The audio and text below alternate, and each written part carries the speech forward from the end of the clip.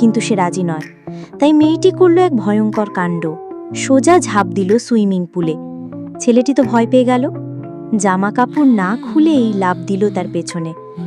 এই মেয়েটা কিন্তু ভাড়ায় আনা প্রেমিকা, তবু সে যেন পুরো ধনকুবিকে নিজের মতো করে ফেলেছে।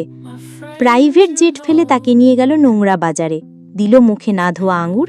ধনকুবের মুখ বেজার করে গিলল। একটা আঙুরের দাম দিল 1000 টাকা, বলল ফেরত রাখো।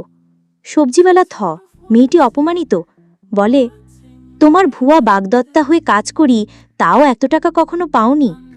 বাসায় ফিরে সে রান্না শুরু করলো নাচতে নাচতে। ছেলেটিও দেখালো তার ছুরি চালানো দক্ষতা। মেয়েটি অবাক, এত ভালো রান্না করতে পারে। ছেলের মা তো অবাক, ছেলেটা রান্না জানে, জীবনে জানতেন না। এই ভাড়াটে বৌমা যেন ছেলে পাল্টে দিয়েছে।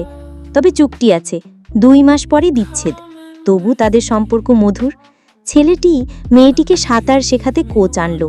5 মিনিটেই কোচ চলে গেল। ছেলেটি জিজ্ঞেস করল, তুমি কেমন ছেলেকে পছন্দ করো? মেয়েটি বলল, হাসি সুন্দর, কণ্ঠ নরম, হাত সুন্দর। ছেলেটি সঙ্গে সঙ্গে গাড়ির গায়ে হাত রাখল। মেয়েটি হাসল, তোমার হাত তো ফুল মার্কস পাবে। ছেলেটির মুখে হাসি ফুটে উঠল। তবে অফিসে ছাড় নেই। মেয়েটির ডিজাইন ছিঁড়ে ফেলে বলল, আত্মা না থাকলে কাজ আবর্জনা। তবু মেয়েটি হাল ছাড়েনি। শেষমেশ তার পরিশ্রমের স্বীকৃতি এলো। ছেলেটির একটুখানি প্রশংসায় মেয়েটি দৌড়ে এসে জড়িয়ে ধরল। তাদের এই ভুয়া প্রেম আসল প্রেমের থেকেও বেশি সত্য মনে হতে লাগলো।